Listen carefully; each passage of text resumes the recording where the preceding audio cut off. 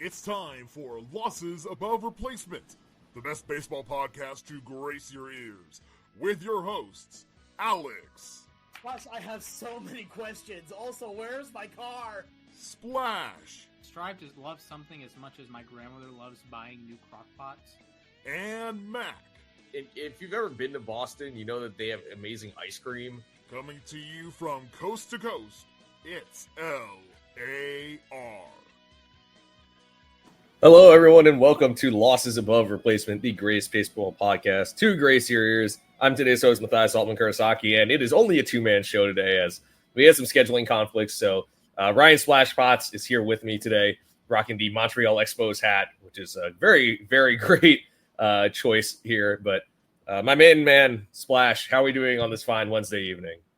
We are crashing out right now. It's a horrible time to be a baseball fan. Baseball stinks. When does college football drop again? Oh, it drops on Monday. So we might be a one-man show next week as I pour all of my time and effort into that game. But in all sincerity, I'm doing okay outside of the baseball. So how are you? Outside of baseball, I'd say I'm doing fine.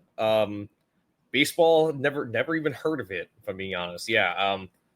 Let's see, what else has happened? The Knicks have hired a new head coach. They did? They hired Mike Brown today. Cavs legend. Good job. Yeah, exactly. Other than that, my brother had his kid last week. I will be meeting baby Teo next week, so I'm looking forward to that. So that's fun. Everything other than baseball. Francisco Lindor made an All-Star game finally, so that's the one thing going right in Flushing. I will be at tomorrow's game, which is why I'm recording tonight. I'll be at tomorrow's game. I'm laying my undefeated streak on the line, and it feels like it's squarely on the line tomorrow. Like I don't know. There's not a lot of things going right. Baseball is kind of weird. I know Alex is going to the Mariners game today, and Donovan Solano's batting cleanup. So that's baseball is such a weird sport. I don't know. Sometimes I wonder why I'm a fan of it. But we have honestly. a couple more months until football. Speaking of, hey, you have crazy stuff. You have a Ramsey, Jalen on your team now, and Johnny Smith. Yeah, all tight ends. Yeah, and all Arthur Smith tight ends. So when are you trading for Kyle Pitts? I'd rather not, but maybe I'll fall into the trap of drafting him in fantasy again. Oh boy. But anyways, today, like I said, they revealed the All-Star Game starters, so those are being revealed right now. Congratulations to all those who were picked. Shout out to Cal Raleigh. He's the first Mariners catcher ever to be selected to start an All-Star Game. He's also the first Mariners starter since Nelson Cruz in 2015. And also, I just got the notification from Jeff Passan. Javier Baez is back in the All-Star Game. Oh boy, who could have predicted that at the beginning of the year? Unbelievable. I know. Unbelievable. Literally was the worst player in baseball last year statistically. And now he's back. He's starting the All-Star Game. So shout out to him. Man, that is so awesome for him. But anyways, we do have another All-Star Week thing to get to, which is the Home Run Derby. Right now, we only have two confirmed participants. We have Cal Raleigh and Ronald Acuna Jr., who will be playing on his home field in Atlanta. So we're going to go ahead. We have 6 more guys who will be selected at some point or will accept their invite.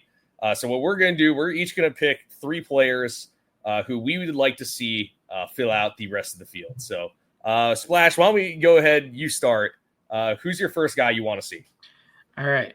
The first man I want to see join Ronald Acuna and Cal Raleigh in the Home Run Derby is Byron Buxton. Not only is he a Georgia native, not only is he having a really good season, not only does he have a big personality, we saw it, his interactions with Scooble over the weekend. I'll get into more of that in a little bit. But Byron Buxton, big time power, big time smile, big time. I think if he played with a different team other than Minnesota, with all due respect to the Twins, he'd be a highly marketable star. He plays into that because he's hurt all the time, but he's a star. He's one of the most talented players in the game, and I want Byron Buxton in the Home Run Derby in his home state. Yeah, and I think Buxton would be a great candidate. I mean, he's a guy. He has so much power. He's a true 5-tool player. If only he ever just stayed healthy. And he's really just been excellent this year, though. I'm with you there. But my first pick, I'm going with another, or I guess a younger player. I'm going with Junior Caminero. Okay. He hits the cover off the ball. He's up over 20 homers, 21 homers this year as a 21-year-old, an 821 OPS. He hits the ball pretty hard, great bat speed, 100th percentile in bat speed, actually. 91.2 miles per hour average exit velocity. So he hits the ball, makes plenty of hard contact, is what I'll say. And I think, like I said, he's a young, exciting player. If you want more exciting guys in the Derby, I know that some guys, Ellie Dale Cruz declined his invite, Aaron Judge declined his invite, Shohei Ohtani, Pete Crow Armstrong. Those guys aren't doing it, but Junior Caminero is plenty exciting. So give me him as my first candidate. Great pick. Great pick. And I'm going to stick with the young theme here. He plays in the division, so he's been to Truist Park before. That's James Wood of the Washington Nationals. 22 home runs entering play today for Baseball Reference WAR. Just light tower power. For those of a certain generation, you might remember the Washington Monument as Frank Howard. James Wood is the second iteration to me. 6'7", jacked. He just go watch a Nationals game, like at Nats Park or at your home ballpark. James Wood is on a field with Mookie Betts. I went to the Dodgers game. Mookie Betts, Freddie Freeman, Shohei Ohtani. James Wood was the outlier. And let's see him in the Derby. Yeah, so Wood was on my short list too. And I think, again, he's got crazy power. Doing this, again, as a guy in his early 20s, only 22, I think he'd be a great fit here. And yeah, really, I think he would light it up, I think, in Atlanta. I'm going to go with a veteran for my next pick, a guy who's been in the Derby a couple times. Another NL East guy. I'm going with Kyle Schwarber. The guy, when he's on a roll, everything he hits is a home run. And this year, again, tied for fourth in the majors, 26 home runs. He's another. I think he's one of those guys who's just built for the home run derby, I feel. And so I think this could be the year. I mean, he's gotten to the finals before. He lost to Bryce Harper. He was in the Derby at Dodger Stadium a couple years ago. I think going to Atlanta, I could see him being a guy who wins the thing. So I think Schwarber is a good pick here. Yeah, and we know he kind of owns Atlanta sometimes. Yeah, it might be familiar territory for him. Let's just say that much. Yeah. So I'm gonna go to the American League. I think the National League crop is a little bit deeper this year for Derby participants, but I'll pick another guy in the American League, and I'm gonna go with an all-star this year. Hopefully, an all-star. I haven't gotten the pass and bomb yet. Riley Green, Florida native, so sort of Braves country adjacent. 19 home runs. Really a star, a breakout player last year for the Tigers. And this year he's been, as good, if not even better. 887 OPS right now, 19 home runs. He's homering at a much higher rate than he did last year. 5.5% home run rate this season. There's some swing and miss to his game. But, big smile again. Lefty swing. I think he can hit a couple bombs in the chop house. And by the way, I can confirm that Riley Green is starting in the All-Star game. So second straight year in the All-Star game, Midsummer Classic for Riley Green. And I mean, again, this is a guy who's taken so many steps forward in recent years. So for my last pick, I'm starting to think about American League candidates too, because really there are a lot of National League guys. And I mean, I could easily just say Pete Alonso. And realistically, I think Pete Alonso is going to be a guy in the Derby. I mean, it's just he's too good. I feel like, or he's one of those guys where if he's in the All-Star game, he's almost certainly going to be in the Derby. And this year, I mean, National League first base field isn't that deep, and he arguably had better stats than Freddie Freeman. So I'm just expecting Alonso to be in it. He's not my pick here. Going to Sacramento, I'm going to pick Brent Rooker. Rooker tears the cover off the ball. Again, 18 home runs this year. Last year, he was an all-star snub, but he hit 39 home runs last year, hit 30 the year before that. And I think this is finally his chance. With the amount of guys we see backing out of the Derby right now, I think this is his chance to get on that national stage and show what he's made of. So, give me Brent Rooker to round out the field. Splash, any, I guess this is kind of a broad question, but any like honorable mentions you think could be in it? I think if Ronald wasn't doing it, I think Matt Olson would be the Braves representative. Georgia guy, all-star game in Atlanta. That'd be my Acuna alternate. But really, I just want to see the big power guys. I get that, say like a John Kenzie Noel has struggled this season and he's not exactly a household name, but I want to see a Derby with those guys. With all due respect to the Mookie Bettses of the world, I agree. And all due respect, even Teoscar Hernandez won the Derby last year. Like, I want to see the guys with 70 grade power, 75 grade power, 80 grade power. Like Caminero, great shout. And young player, Byron Buxton has huge power. I think he's a marketable player with, a guy at one point in his career was hitting 45 homers per 162. It'd be nice to get Mike Trout in one of these events. Of course, the Judges, the Ellies, the Shoheis that, fair enough. They are above the Derby in some ways, but I think it's good to see the Pete Alonsos of the world in the home run Derby. I don't think it's great when it's, with all due respect to Robinson Cano, when he was in it in the mid 2010s, and it's like, he did win. Can we get some like A+ sluggers in here? Like, I want to watch a Derby with, I'll use my MLB Power Pros brain. I want to watch Jim Thome hit home runs. I want to watch Albert Pujols hit home runs. Prince Fielder. Like, I want to see these sluggers slug home runs. I don't want Mookie Betts. The story that when he was in it was, he's has the shortest average home run distance and he's barely going to clear the wall. And it takes all the effort in the world to like hit it 400 feet. It's like, Mookie Betts is an unbelievable player, first ballot Hall of Famer. I can go on and on, but get the power in the Derby. It's the home run Derby, not he's a pretty good hitter that might hit 30 home runs in a good season Derby. Yeah, and I agree. Like I said, I mentioned him for a second, but Alec Boehm was in the home run Derby last year. And look, I think Alec Boehm is a fine hitter, but when I think of home run hitters, I mean, he's a doubles hitter. He hit 44 doubles last year. He hasn't hit more than 20 home runs in a season. That was one that stuck out to me. But like, I remember when Brandon Inge was in the home run Derby. Brandon Inge had pretty good power, all right, but he also did not hit a single home run in his Derby. And to your point, I mean, we used to get all the big names, I feel like, in the home run Derby. Maybe this is just me being a boomer right now.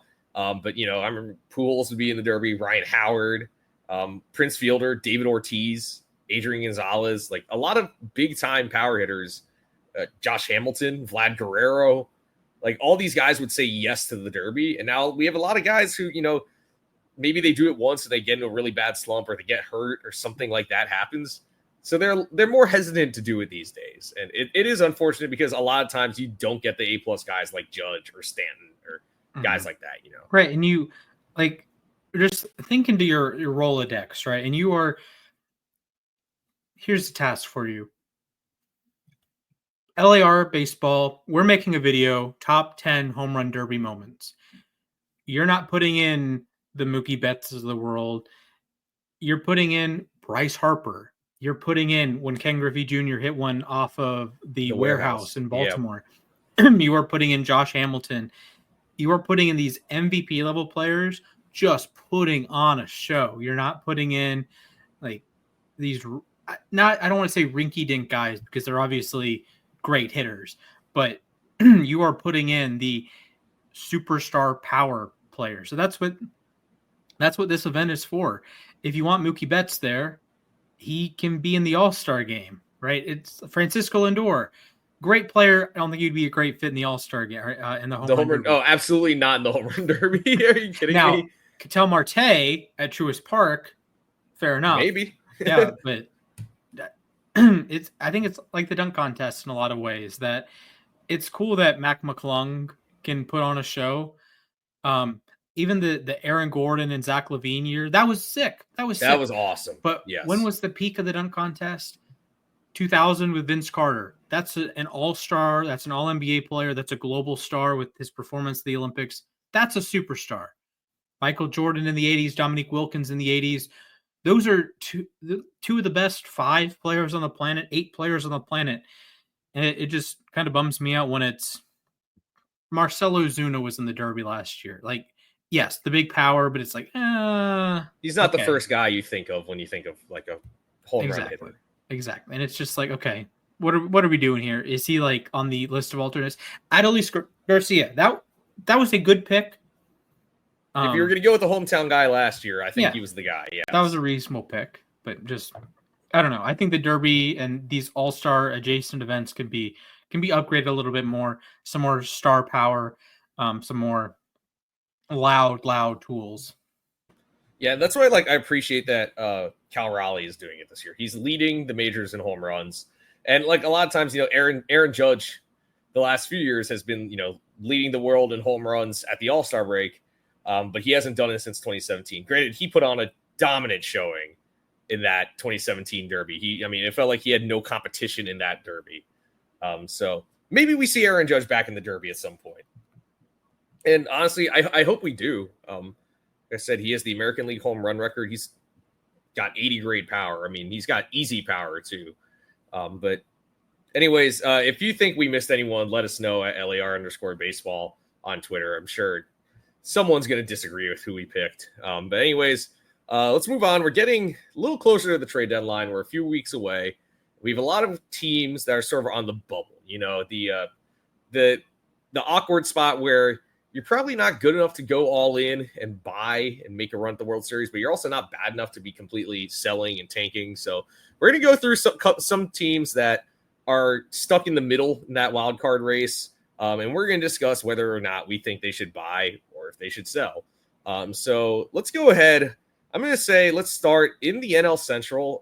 I think one of the most interesting teams in baseball, the Cincinnati Reds. They are currently 44-42. They are 2 games back of the Cardinals. They are 2.5 games back. 2.5 games back of the last wild card spot, which is held by the Padres as of this moment. 2 games back of the Cardinals, who are a half game back of San Diego, and they're also a game back of San Francisco.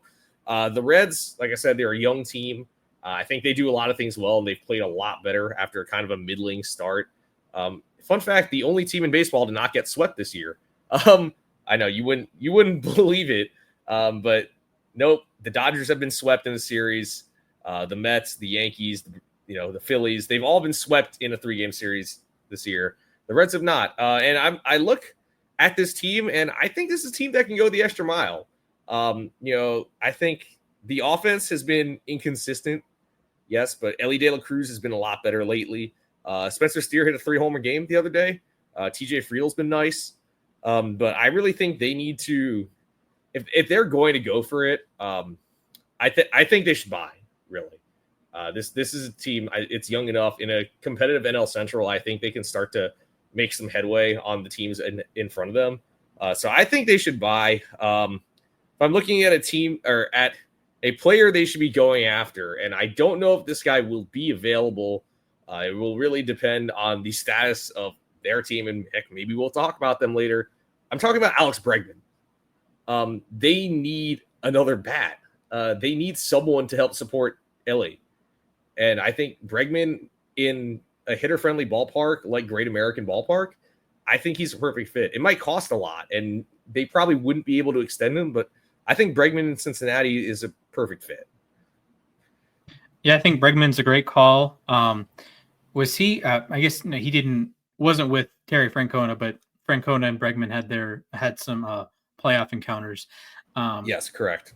Veteran player in that young lineup you mentioned with Ellie and Co. And they really need another infielder, which is funny because we talked about for feels like forever that the Reds have too many infielders, right? They have Candelario, and they have CES, and they have just like India. They traded India, Matt McClain, Ellie, and it just hasn't really panned out. So I think they are. They cut Candelario.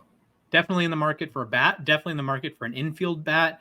And if I had to pick a guy, this to me makes sense as a Marcelo Zuna spot because they don't have a locked-in DH. They have, not really a platoon, but they don't have anyone that's I am a designated hitter. Austin Hayes, I guess he's had more DH games than any other position, and he's been pretty good this season on 139 OPS plus. But I think he can play the outfield. Will Benson has been, he's been fine. 95 OPS plus. Jake Fraley's been okay, 91 OPS plus. If you put Hayes in a corner, you have Fraley and Benson, doing something. Friedel's been good in center. And then you bring in Marcell Ozuna. Granted, he is playing through an injury right now, but I think the ballpark would be even more advantageous for him, and there's not going to be a whole lot of running if he's hitting the ball into the crowd. Yeah, and I think really the pitching staff has performed beyond my expectations, at least. I know Hunter Green is hurt right now, but he was good when he was healthy. Andrew Abbott has been fantastic. Really surprised me this year. Nick Lodolo has been pretty good. And then Nick Martinez and Brady Singer have been solid back-end starters. Nick Martinez had that excellent outing against San Diego last weekend where he nearly threw a no-hitter, broken up in the ninth inning by Elias Diaz. And then Emilio Pagan has really improved as the closer this year with Tony Santillan as his setup man. And, it's, they had Alexis Diaz slated to be the closer coming into the year. But, Pagan has done a great job stepping up for a struggling player. But anyways, let's move on to the next player. And why don't we just go into it? Bregman's current team, the Boston Red Sox. They're in a really awkward spot, I think, because this is a team, I picked them to win the pennant. You picked them to win the World Series. And it seems like they keep getting in their own way. They're 43-44. They've lost a ton of one-run games this year. I don't know what's going on there. They're somehow, though, only 2 games back of Seattle for a third wild card spot. And heck, even with the Yankees' struggles, they're 6 back in the AL East. Granted, the Rays have been really good the last 2 months or so. The Blue Jays are on a hot streak. They're only a game behind the Yankees. I look at this Red Sox team, and I feel like they should be so much better than their record indicates.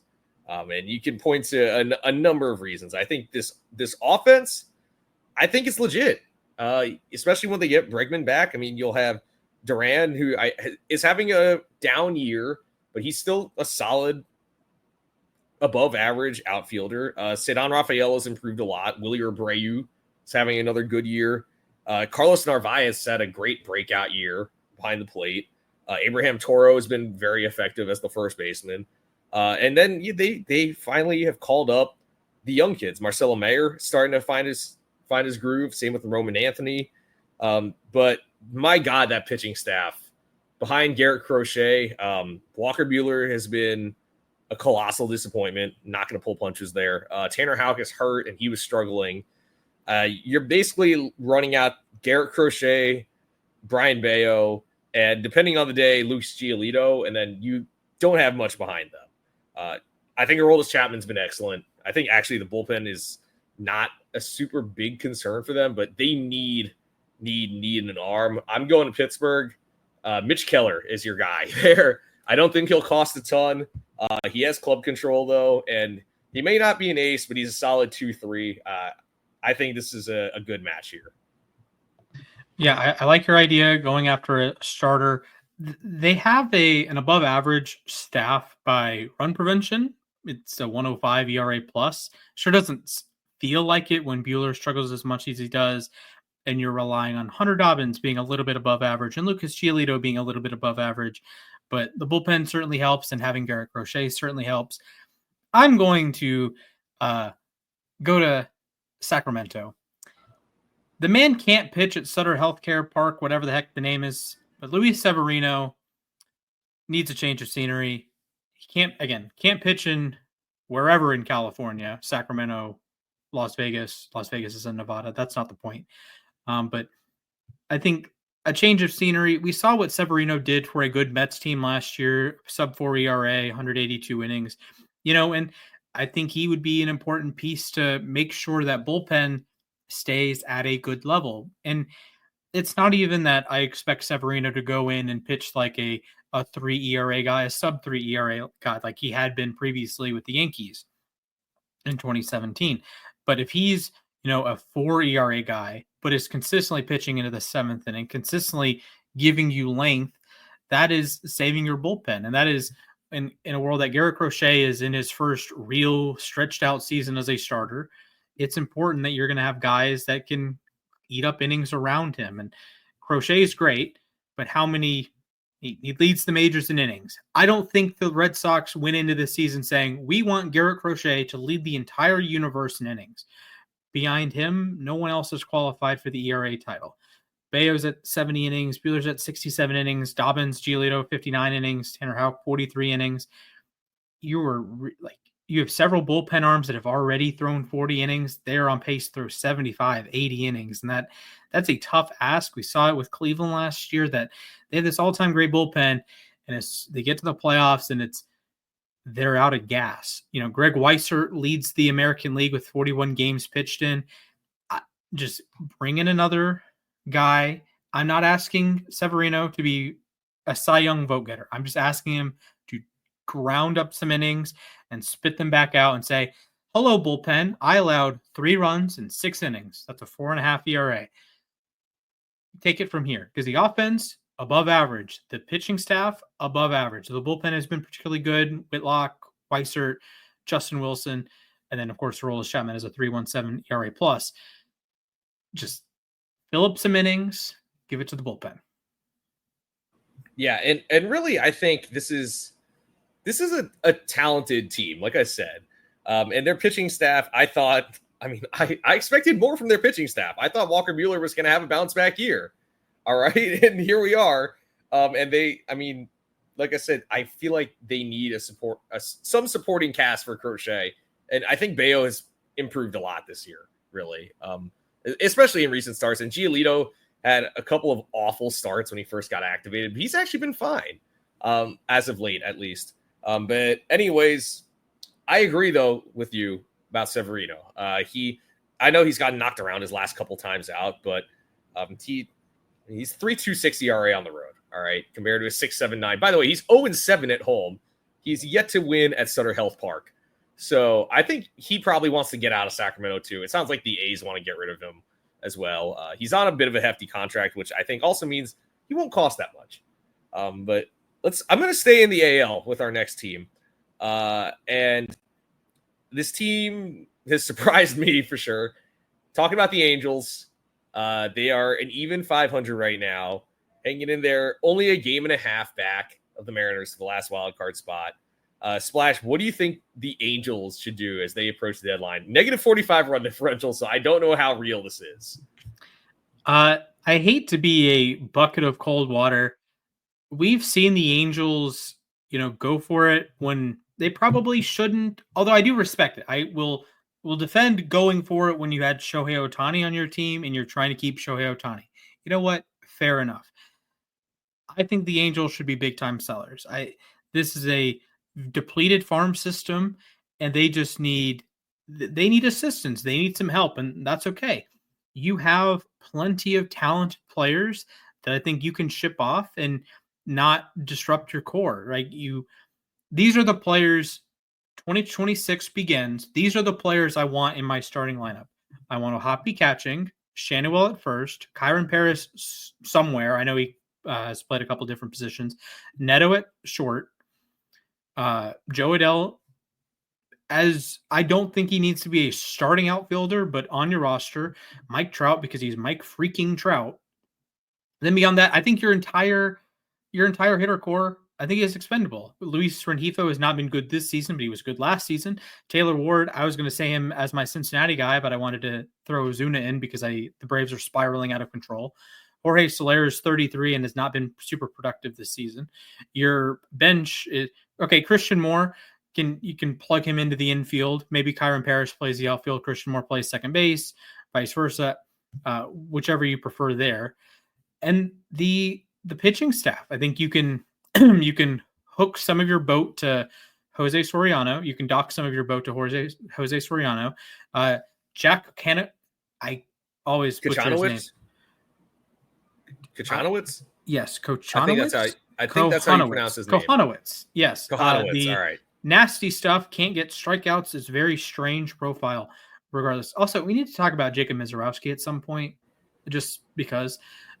Anyways, you have Captain Jack and you have Jose Soriano. You can trade Yusei Kikuchi in his age 34 season. Tyler Anderson is his age 35 season. Kyle Hendricks probably not getting you back much of anything, but hey, he's been better than he had been with the Cubs. He's a warm body, so I mean, it's If I'm the Angels, I'm saying, hello, would you like a Kenley Jansen? Would you like a Yusei Kikuchi? Would you like a Tyler Anderson? Would you like a Taylor Ward? Would you like a Luis Rengifo? Maybe not. Would you like a Jorge Soler? Maybe not. I'm sure the Braves are dying to trade for Jorge Soler, though, again. So, I mean, yeah. If I'm the Angels, I'm selling. I'm replenishing the farm system. And we've talked about it before, that they have a AA and AAA teams, that it's the altitude in Salt Lake City makes it just cores, basically. So you can't properly judge hitters or pitchers. And then AA is a really, really bad run environment. So again, you can't judge hitters and pitchers. So Angels, just take more bites at the apple. I know you love, the Shawnuel debuted in his drafted season, and you pushed Christian Moore up really fast. And I get you can't necessarily take time with these guys, but you need an infusion of youth. There is no reason for 30-year-olds to be populating your lineup every single night. There's, with all due respect to Lamont Wade, the bench depth on this team. Now, granted, some of these guys are not on the team or are very small roles. Why is Yohan Moncada, Tim Anderson, Kevin Newman, Lamont Wade, Chris Taylor, Scott Kingery, JD Davis, Nicky Lopez, why are they all in the same organization? Well, Tim Anderson isn't there anymore. He got cut. Okay, well, at some point in the season, why are they all in your organization? I know Scott Kingery got sent to the minors. Can't remember. I think Nicky Lopez, I believe he's not on the team anymore either. But I get what you're saying. Like, these are guys who normally would not be getting a lot of at-bats. And it's one thing if you have one or two guys, right? It's, you know, you have the veteran, right? You have the veteran in this case in Travis Sarno, who is a perfectly fine backup catcher. But why are you giving like 100 at-bats to Moncada, 100 at-bats to Anderson, 90 at-bats to Newman? I know part of that was Neto being hurt to start the year. And Paris being kind of all over the place, hot and cold. But, give those at-bats to Christian Moore. Give those at-bats to Gustavo Campero, who is a new baseball player in my lexicon as of yesterday. I don't know. There's just so many retreads, and you're trying to build the 2019 All-Star team, and pretty much it just annoys me. And again, with the pitching staff, you have at least Anderson and Kikuchi. Kikuchi last year, the man was received Cy Young votes. He went to Houston and was like, he wasn't even really good in Toronto the last year at least. Then he goes to Houston and has a 2.70 ERA. It's like every team could use a lefty starter. So trade Anderson, trade Kikuchi, pick your favorite. Yeah, I think I don't know, man. The tough part with Kikuchi, I think, is his contract. He's making $20 million annually, and he has 2 more years of club control, which I guess could help his value a bit. But I think the tough thing with Jansen is also that he will only. It sounds like he only wants to be a closer now. Yeah. He wants those 500 saves. I believe. I'm looking at his page right now. He's at 462, so he's the active leader. And he's been decently effective. He's not the same Kenley Jansen, obviously. He's given up 6 home runs in 29 innings. It's not a great rate. Really, I think that the player they can get the most back for is Reed Detmers.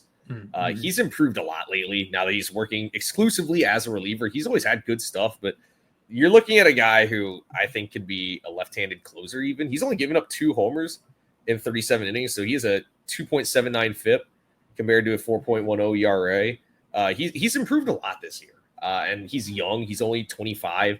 I think that's a guy. It's kind of like a Michael Kopech situation last year with the White Sox. I mean, the White Sox were able to get Miguel Vargas as part of that return. That was objectively, I think that was a good trade for both sides. So I think it's another situation like that. I think the Angels get a good haul for him. Jansen, I feel like I'm not sure if they can get much for him. But I think definitely Kikuchi, Tyler Anderson, And Kyle Hendricks, I think there is value to being an innings eater. He can go out there and give you 5-6 innings every time he takes the mound, and I think you can get something for him. And then on the offensive side, Yohan Moncada has actually been decently effective when he's been healthy. He has an 841 OPS. Granted, not a lot of at-bats, only 113 plate appearances, but it's something there. I think some team out there could use a corner infield back. Heck, Alex's Mariners, they could use extra bats. I could see the Mariners going out and trading for Yohan Moncada. So a couple, I'm not saying these are likely, but a couple teams that two teams I could see going after Kenley Jansen.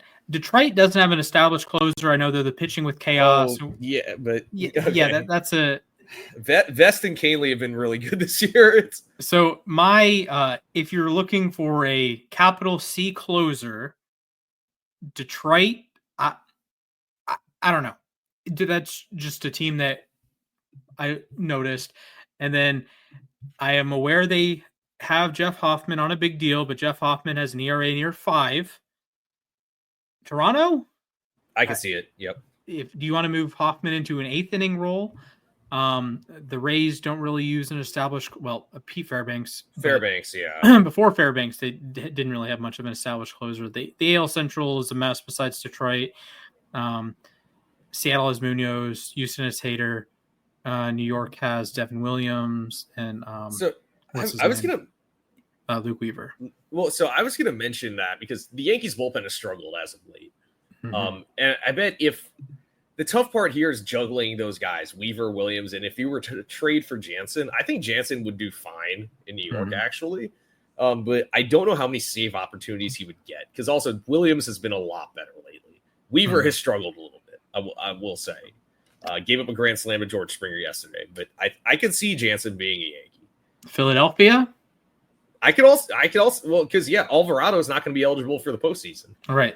And we know, Lord knows, the Phillies love picking up former Braves relievers. Shout out to Craig Kimbrell, baby. Oh my God, yeah. I almost forgot about Craig as a Philly. He got the last out of the All-Star game. How could I forget? Jordan Romano has been just garbage. Yeah, God, yeah. They tried so hard to make him the closer. They've been running this like awkward combination of him and Matt Strahm and Orion Kerkering as the closer, and I feel like none of those are really working. I mean, Kerkering is nasty, but he's really good. But like, I don't know if he's a closer right now. He hasn't been great as the closer. And that's the thing. Alvarado was having a good year, and then he gets busted for PEDs, and there goes that. So I can see, actually, now that I think about it, the Phillies are like the fit for Kenley Jansen. What about the Cubs? Well, the Cubs, the thing, Palencia has been really good. Okay. And Presley has been better lately. He's not the same Ryan Presley we saw in Houston, but yeah. Arizona, Shelby Miller's been pretty good. 2.10 ERA, 10 saves. Yeah. Well, actually, yeah. So now that you mentioned Arizona, though, that's another team I was going to bring up. The Diamondbacks, they were a team I thought they were going to be way better than they are right now, but now they've had Corbin Burns go down with Tommy John, Justin Martinez down with Tommy John, AJ Puck, Tommy John. They're snake bitten. I mean, no pun intended there, but it seems like they cannot catch a break. Yeah, and even Corbin Carroll's hurt right now. Yeah, Corbin Carroll. Marte missed a chunk of the season. At this point, they're 3 back in the NL wildcard race. They're buried behind the Reds, Giants, and Cardinals just to get up to the Padres. They're in 4th place in a very tough NL West. I don't know how I feel about them being full-on buyers. It sounds like now that Burns has gotten Tommy John, he's not going to be opting out. So I don't think they're bad enough where they can just sell off. I think this is a good offense, especially when they're healthy. I think I'll say this for them, and I'm not going to say it about a lot of teams. They're going to do one of these things where they buy and sell. It's kind of like what the Mariners did a couple years ago, but I could see them trading Eugenio Suarez because he's on an expiring deal. Hey, Reds. I can see the Reds getting him back. I can also see the Mariners getting him back if you wouldn't believe it. Heck, I could see the Tigers even maybe making a play. That would be insane. So all 3 of Eugenio's former teams, I could see making a play at him. I could also see the Mets looking at him because the third base situation is a mess, if I'm being completely honest. So I could see them selling off guys like Suarez and Gurriel, but I also could see them buying some arms because, I mean, at this point, they might not even make it to the end of the season with this rotation. Zach Gallen has been the worst qualified pitcher in baseball. Corbin Burns is hurt. Eduardo Rodriguez is underperformed. Brandon Pfaadt is underperformed. Hey, Merrill man, Kelly, he leads the league in wins. He leads the league in wins, yes, with a 5.38 ERA. It's like the Drew Hutchison that one year. Yeah, the Drew Hutchison year, basically. Merrill Kelly is the only one of their starters with an above-average ERA plus, unless we can consider Ryan Nelson a starter. He's made 8 starts this year. Respect hitter Ryan Nelson. Oh yeah, he's batting 1,000 this year, right? Yeah. So I can see them. Okay, maybe this is kind of out of left field, but I can see them making a play at Sandy Alcantara. Actually, okay. Alcantara is coming off, or he's in the midst of a down year, coming off an injury. I think his value is lower enough where the D-backs can get away with not trading too much to get him. And I understand the Marlins are on an 8-game winning streak right now. Realistically, the Marlins are not contenders in that National League. It's just there are too many teams there. So I think they do a little bit of selling, sell some of their veteran bats. They trade for some veteran arms, set up for the future. Yeah, I think this is just a team that a reallocation of resources. We like the resources. They have a really good hitting core with Carroll and Perdomo, Ketel Marte, Josh Naylor, Gabby Moreno. That's a really good core. There's not many teams that have a better core, but the pitching staff has been Yikerinos with Burns going down. And you mentioned Erod, 5 ERA, Pfaadt, 5 ERA, Gallen, 5 ERA. Merrill Kelly's been good this season. He's 36. Yeah, so like I said, this is not a great spot to be in. So respectfully, I don't know if this is the year for the Diamondbacks. I thought earlier this year maybe they had a chance to even challenge the Dodgers a little bit, but here we are. They're in 4th place. So anyway, there's one more American League team I want to talk about, and then let's quickly talk about them. The Texas Rangers. They won the World Series 2 years ago. They're under 500 again, 42 and 44. But like I said, American League wildcard race is kind of a mess. They're only 2.5 back. They have a positive run differential. They also have fired their hitting coach this year. They have one of the worst offenses in the American League. The only teams with fewer runs scored in the AL, 3 teams in the AL Central: White Sox, Royals, Guardians. What do you think the Rangers should do here? Can we meld together the Rangers pitching staff and the Diamondbacks lineup? Yeah, seriously. Can we do that? That would be better than the Dodgers. I think the Rangers should sell. And your pieces for the future, Evan Carter has been pretty good this season, 137 OPS plus. Wyatt Langford hasn't been quite as good as I wanted him to be, but he's hurt again. He's been okay, a 110 OPS plus. Seager's been fine. He's been in and out of the lineup. Josh Young has been a little below average, but at least he's played 75 games. That's better than normal. Got sent to the minors today, though. God. Marcus Semien is okay, whatever. He's getting it back together. Jake Berger, massive disappointment. Jonah Heim, not the same guy. Josh Smith, he's been his usual self, playing every position. He might be a utility all-star, by the way. But this is just a gnarly rotation. What's up? 120 OPS plus. Yeah, absolutely. This has been a gnarly rotation. DeGrom, Molly, Evaldi. They've just all been spectacular. I know Patrick Corbin, regardless of who's the president, has not been particularly great this season. Jack Leiter, Kumar Rocker, but your big three is just gnarly. But then again, Molly is 30, Evaldi's 35, DeGrom is 37. That it's not. I don't think this is a very practical team this season. And you look down on the farm and you have Sebastian Walcott, who's going to be here soon. He's going to be absolutely filthy. Wyatt Langford is in his age 23 season. He's going to be filthy. Evan Carter's age 22 season. He's going to be filthy. I think you can get a reasonable aging curve from Corey Seager, as injured as he has been. I think his bat will play at third base if you want to move him off of third base to accommodate Sebastian Walcott in the coming years. To say, Josh Young, you have been a great service of us. You can't stay healthy, and you're also not as good as we want you to be. So whatever. I think the Rangers should sell. Yeah. So because I'm sort of on the same wavelength as you, but we have a couple of guys here. Seager, you're not going to trade. Semien is the type of guy where you would maybe try to trade him, but he's got that contract, not really movable. I look at this rotation, like you were saying, it's a veteran rotation with, other than Leiter and Rocker, it's a lot of old guys. Mm-hmm. I mean, who in this rotation would you be comfortable trading with? That's my question. Because it's tough because so Molly's on the 60-day IL. Is he out for the year? That must have just happened. Yeah. Okay, because so he's on the 60-day, so he's not getting moved. And listen, I don't think you can be a serious franchise and trade Jacob deGrom. I just don't think you can be a serious franchise and do that. Molly has a rotator cuff strain. So he's not going anywhere. Eovaldi is about to be an all-star, and he's coming off an injury too. Yeah, the Rangers are kind of stuck because I don't think they could be really good next season. So I don't know if you necessarily want to trade deGrom and Eovaldi, because I think you can say deGrom and Eovaldi can be really, really good next season. They can be like, they can start game 1 and game 2 of your playoff series next year. But yeah, it's an awkward situation. Like I said, their two best pitchers are on the very wrong side of 30, with a 35-year-old and 37-year-old. The easy trade here is obviously Corbin. Molly's only 30.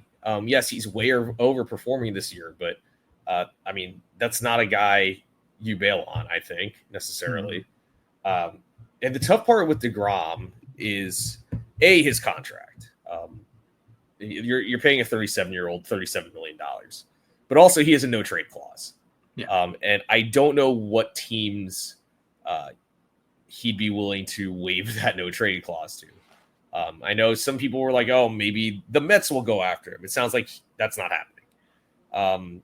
Like, what other teams would he possibly be willing to waive that for? I mean, it kind of reminds me of when the Mets were looking to trade Justin Verlander a couple of years ago. It's the only team that he was willing to waive his no trade clause to was Houston.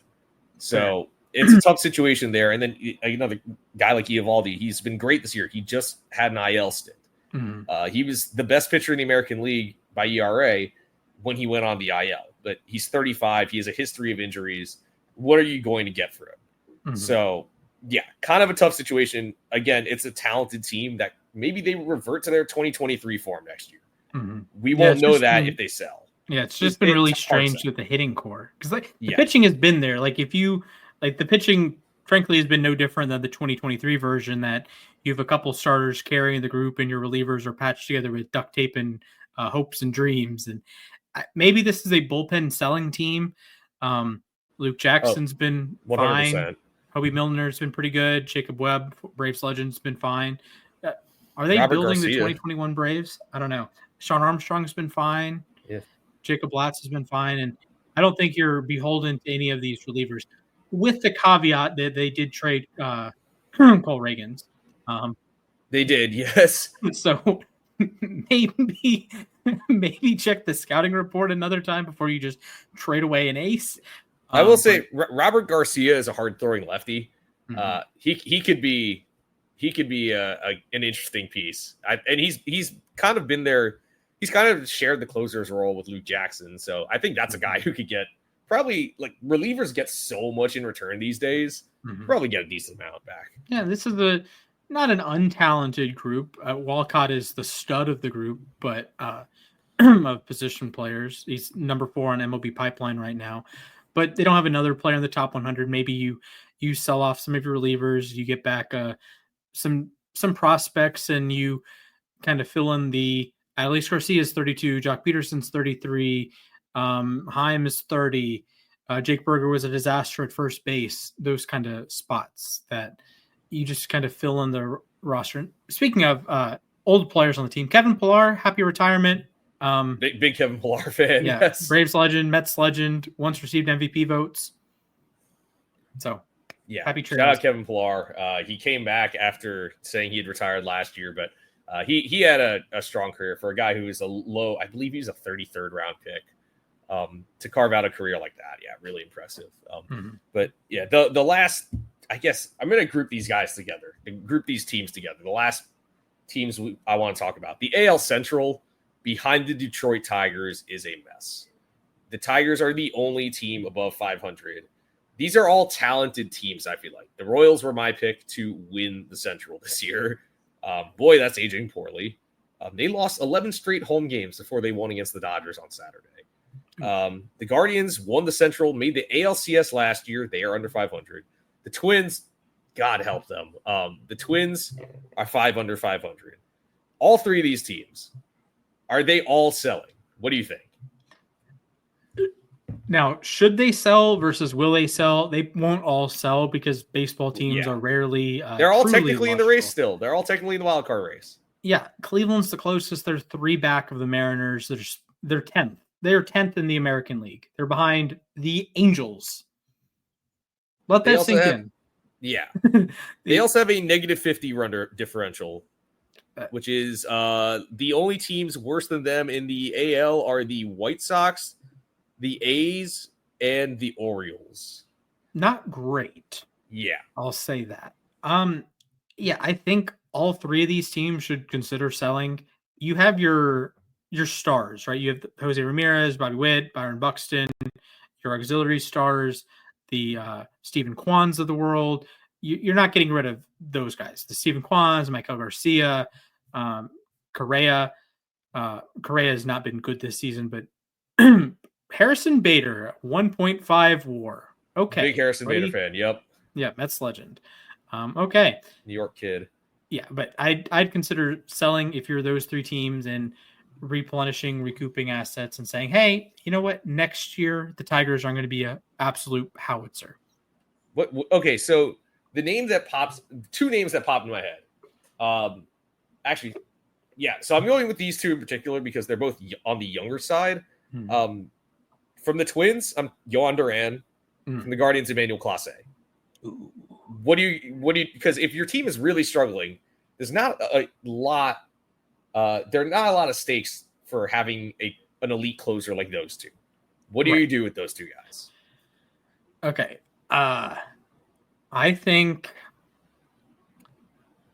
I'd be more likely to sell Duran than Clase. Interesting. Okay. If I'm those teams, I think it's tough because all I can think is the playoff performance. I don't know if the Guardians care about that at all. If they just like last year was a great season, we ran out of gas. Because when you have like that level of performance with a team, and Clase is climbing up the Guardians saves list all time, I don't know if you trade I don't know if they view him as a franchise piece. I think Duran, you can look at and say he had a 3.64 ERA last season. He has his issues. He doesn't strike as many guys out as you want. The strikeout rate is dipping. And like I've always been a big fan. I've hyped him up as the best reliever in the sport at times. But have you gotten everything you want out of him? Do you think another team might say, like, have you gotten the best out of Duran? I think you could sell a team and say, this Duran guy, his numbers are good. He's even better than that. So give us your top prospects. Well, Clase, I think last year was such an outlier. And obviously he was great last season. I don't have he was the best reliever in baseball last season. But was that the best of Clase? Is he on the downturn, which seems a little irrational to say when he is he's only 27. Yeah, only 27. But is an 0.63 ERA the best he's going to be? Because this year he's sitting over 3, and in 2023 he was sitting over 3 as well. Now ERA for relievers is volatile, but I don't know. I think the Twins would get relatively more from Duran than you'd expect. while the Guardians might not get as much from Clase as, is he on the backside of his career? Did he peak in 2024? Did the playoffs break him? I don't know if those are valid criticisms, but I think that's something that teams can say, well, hey, Clase is walking guys at a higher rate than he ever has in his career, 2.5 walks per nine. He's allowing 10.3 hits per nine. What if that is real? What if that is just bad BABIP luck? Because he does have a 377 BABIP this season, but it was 197 last year. So if he has league average BABIP, he's not a league average reliever. He's a little bit better than that, but he's not a huge strikeout guy. And the walk rate is going in the wrong direction this year. Yeah, I'll say this much about Clase. He had a really rough start to the year. He had a 7.84 ERA in April at one point. But since then, we're talking from April 26th onward, he's 14 for 15 save ops with a 1.42 ERA and a 1.86 FIP. And he hasn't allowed a home run in that span. So I think he's definitely improved his value, and he's looked more like the Emmanuel Clase of old. So that if the Guardians were to trade him, I think they would still get plenty back in return. It might not quite rival what the Mets gave up to get Edwin Diaz back in 2018, but both guys I think are going to get so much back if you were to deal them. And we know teams love relievers. Yeah, teams love relievers, and relievers also can be very volatile. So I wouldn't blame either team for trading either guy. Also, the Guardians have like 1,000 relievers. I mean, Cade Smith seems like the closer of the future. Anyways, that's going to do it for that segment. Let us know if you think your team should buy or sell, or if you think one of the teams we discussed, one of the bubble teams, if you disagree with us, let us know, like I said, at LAR_baseball. But now it's time for everyone's favorite segment of every show, which is Trivia Splash. You have trivia today. What do you have prepared for me? Hello. Were you familiar? In the 1920s, in the American League, if you won the MVP, you weren't allowed to win a second MVP. That's news to me. Yeah. So Babe Ruth only won one MVP. He only received votes. He won in 1923, did not receive votes afterwards. Because MVP voting was weird and you couldn't win a second time, player managers were ineligible. We think voting is weird now, weird criteria. Well, hey, imagine a life that Barry Bonds is not a 7-time MVP, but a 1-time MVP. Imagine his 2001 to 2004, 4 straight MVP seasons. Nada. So that is the subject of today's trivia. Oh, great. I have moved the rules back to the 1920s. I have not done the player manager thing. So if they played for the team, they're eligible unless they are a previous MVP winner. So Mac, I want you to tell me the players who would have won an MVP with this rule. So this is just straight from MVP voting from those seasons. So no repeat winners. Yes, no repeat winners. So the highest finisher who did not previously win an MVP. There's a couple of these that starting from what year? The first year I have listed is 1929, although one player in the American League, one player in the National League who did win an MVP. It was their second MVP. They'd won one in the 20s. So they are technically, I have them in a different color. I realized that they had won a previous MVP beforehand. So, yeah. So you're just trying to name players who did not win an MVP in real life, but under 1920s rules would have won an MVP had they still been in effect. Oh my God. Okay. So I'm just naming players who were like runner up and didn't win MVP or something. Yeah, pretty much. All right. Any year from 1929 till now. Yes. Yep. All right. Francisco Lindor. Technicality, because Ohtani, that was his first NL MVP. If you want to count them as MVPs, just total. Yep, totally counts. He is in a different color for the sake of this. Okay, got you. Okay. Yep. Okay, I believe this one, Adrian Beltre. Adrian Beltre, 2004, finished second behind Barry Bonds. Okay, I'm thinking, and I believe Derek Lee. Derek Lee would be incorrect. Oh, he didn't get second. Oh, I know the answer to this one. Andrew Jones. Yes, the correct answer to the 2005 MVP. Yes, Andrew Jones finished second to Albert Yes. Pujols, who, funnily enough, would have won his first MVP in 2002, not 2005. Correct. Okay. All right. I think I'm figuring out how to do this game. Matt Holliday. Matt Holliday. Oh no, I'm an idiot. That would be incorrect. Yeah. Oh my God. Yes. How did I mess that up? Okay. Back to the drawing board because I can't believe I messed that one up. All good. Okay. Trying to think of who finished runner up to a multi-time MVP award winner who did not win an MVP themselves. Okay. So transparency, there are a couple names I have highlighted in blue that would have won an MVP before they actually did. So the example I used earlier was did I use an example earlier? Oh, Albert Pujols. Yeah. So 2002, he finished second in real life, but he would have won that MVP. So his 2005 MVP does not count. It would have been Andrew Jones's MVP. Okay. Everything is right in the world. Bobby Witt Jr. That is correct. Bobby Witt, second place last year, but he's the real MVP. Okay. I'm trying to think. Oh, I got a guy. Juan Soto. Juan got second Soto, Bryce Harper. 2021 real MVP. Okay. Oh, I think this guy got second to Bonds. Oh my God. I hope this is the right guy here. Bobby Bonilla? Bobby Bonilla is incorrect. What? Man, who got second to Bonds? Huh. I could have sworn Bonilla got second. Depends on the year. Because if it was 1990, then it wouldn't matter. Oh, right. Okay. Oops.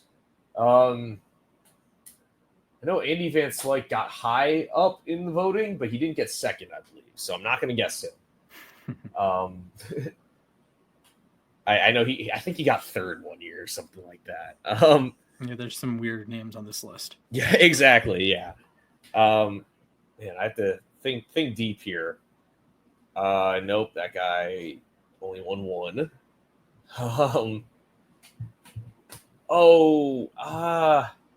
I'm not sure if this is right. Oh, no. Man, this is difficult actually. It's a tough one. Maglio Ordonez. 2007 American League, the correct MVP. Yes, exactly. He didn't take steroids.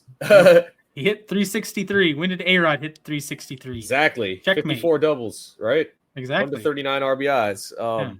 A-grade power, A-grade contact, and MLB Power Pros. Maglio Ordonez was a monster. Yes. Lifetime 300 hitter, by the way. Yeah. Oh, yeah. 100%. And over 2,000 hits, I believe. He didn't get 300 homers, though, which is weird. Yeah. And missed the 2005 White Sox by a year. Yeah, he got traded to Detroit. All right. Starting to run out of names. Trying to think of guys that I remember. I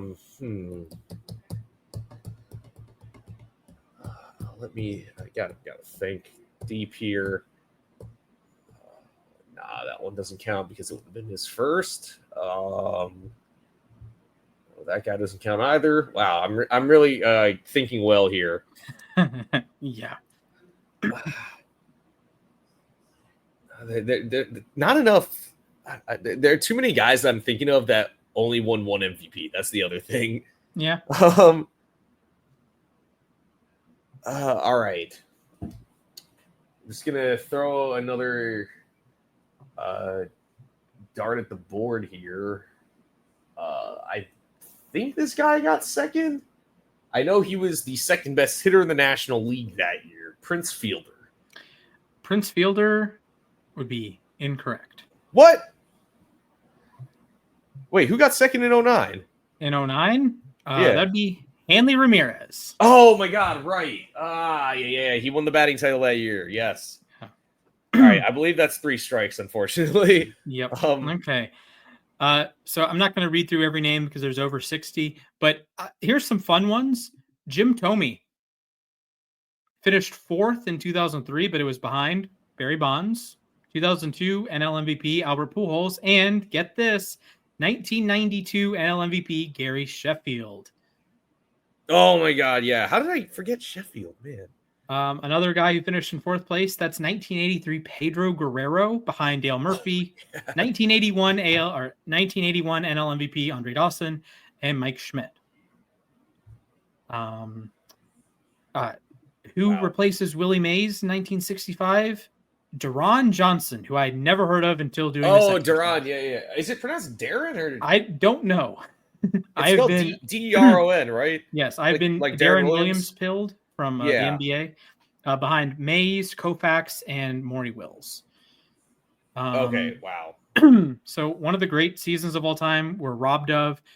Lou Boudreau's 1948 MVP doesn't exist. Not only was he the player manager of the Cleveland team, he had won the MVP in my universe in 1947. So Vern Stevens finished 4th behind Lou Boudreau, Joe DiMaggio, and Ted Williams. Pretty good list. Pretty good, yeah.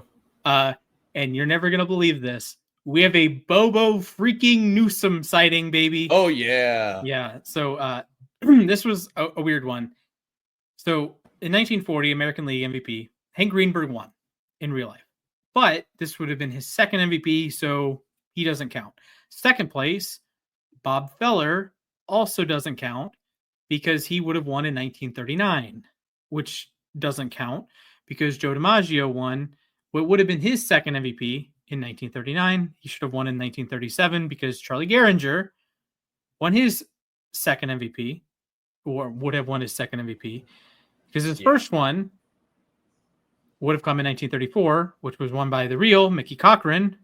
That was his second MVP, so that doesn't count. So all this song and dance, and then DiMaggio finished 3rd in 1940. So Bobo Newsom, our king, my king, big Bobo Newsom fan, true American League hero, American League MVP. Also, shout out to a couple Braves, Johnny Stain and Eddie Matthews. They would have won MVPs. It's crazy Eddie Matthews never won one. Yeah, Ozzie Smith would have won an MVP. Cecil Fielder, not Prince, would have won an MVP. Cecil, yep. Nomar Garciaparra, MVP.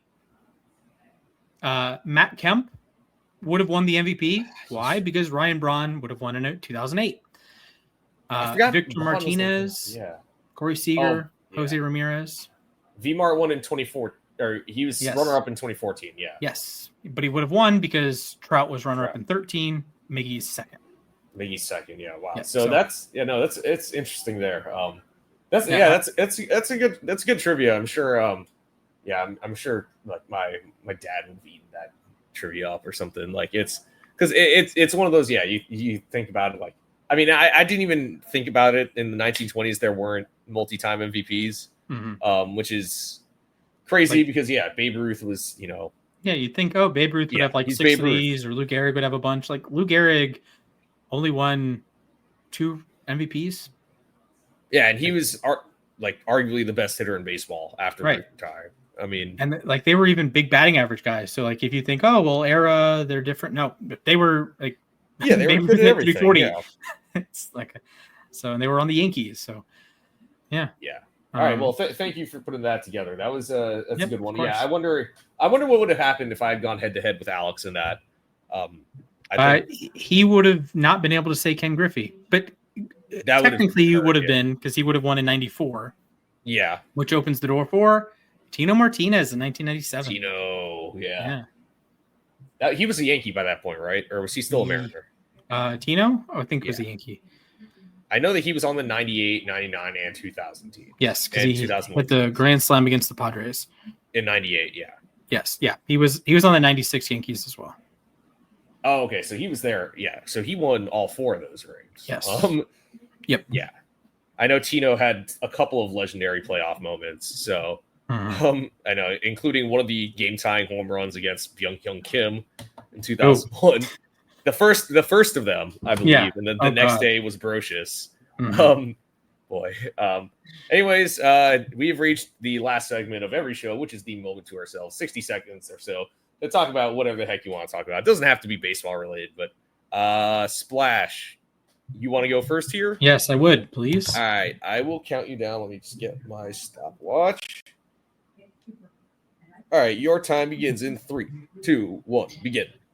Hello. So I didn't watch Sunday Night Baseball live because I work Sunday nights and am napping when Sunday Night Baseball is on. I saw a clip afterwards of the alternate broadcast, ESPN2's broadcast, the StatCast broadcast, and it was Kevin Brown, Mike Petriello. I don't know if David Cohn was in that booth, but I know there was a pitcher in the booth. I don't know who it was. I know Cohn does do ESPN stuff. It was refreshing to see people that are passionate and actively rooting for something to happen. And we live in a world that everyone has a podcast, everyone has a Twitter account, everyone has an Instagram, everyone can react to things. And there's so much negativity. I'm looking at you, former MLB players. I'm looking at you, Twitter trolls, that it is refreshing to see someone passionate about something.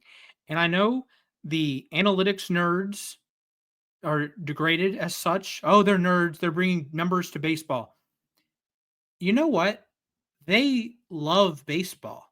There are people in front offices. I know they're nerds. They're numbers guys. They didn't play the game. They didn't coach the game. They didn't hit 300 in the big leagues. You know what? They love baseball. And I question if you love baseball because you're criticizing people that genuinely love the game. They want to see the game proceed forward.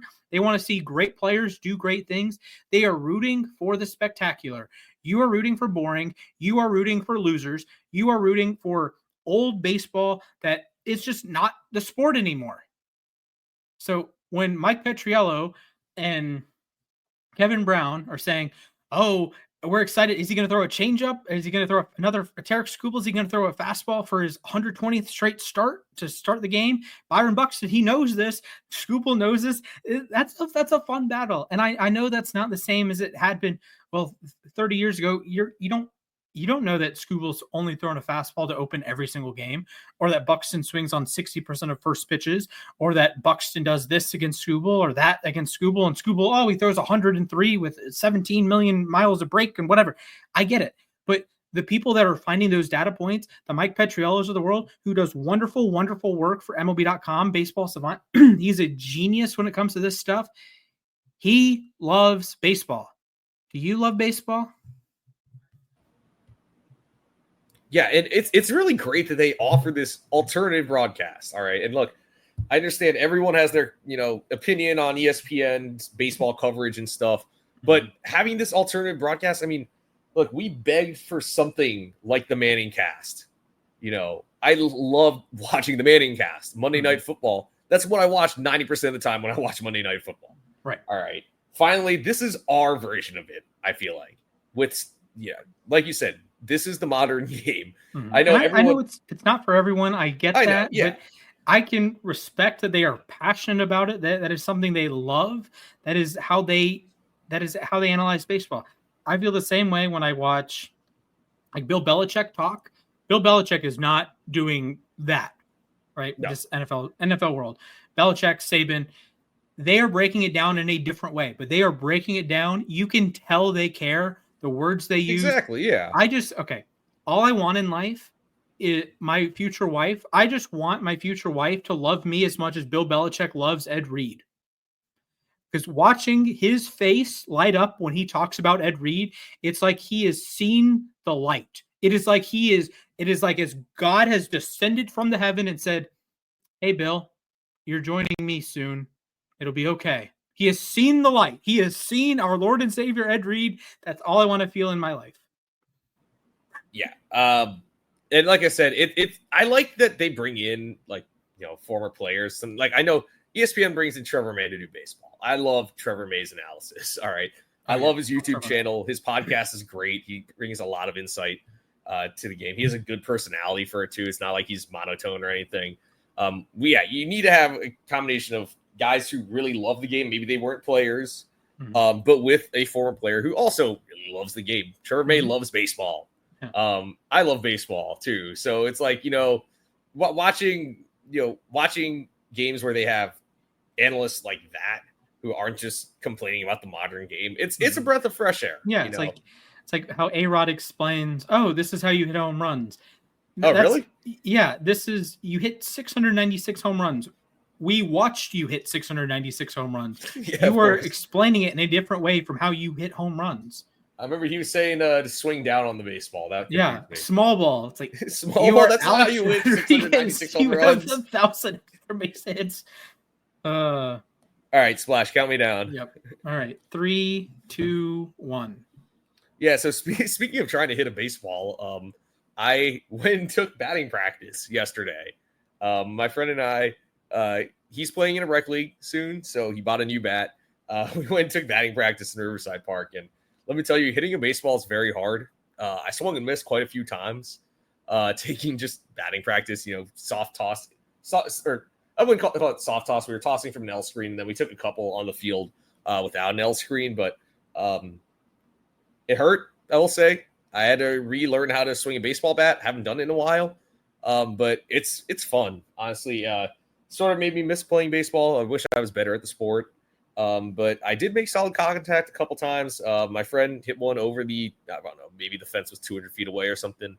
But yeah, it's a nice change of pace to go out and do something you haven't done in a while. I like I said, I wish I was better at baseball than my statistics would show, but it was a fun time getting to swing a couple times, and maybe this will become a more regular thing. Maybe I try playing rec ball a little bit. But yeah, it's fun. Maybe I can be like Ohtani, because we do throw way more than we hit. So yeah. Okay, fair enough. I do have an NFL question before we go. Yeah.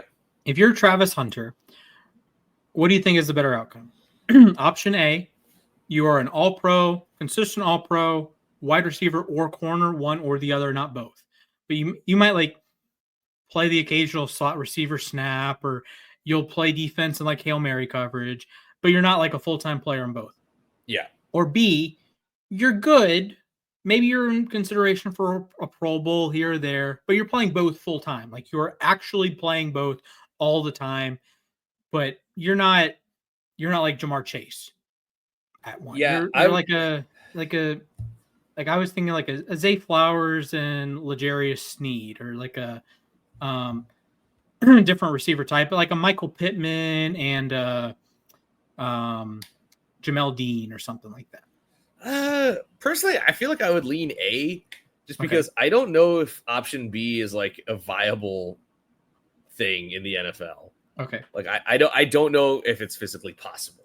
Okay. So yeah, and I'd rather be elite at one of those two things than trying to do both and maybe not playing to your full potential because of it.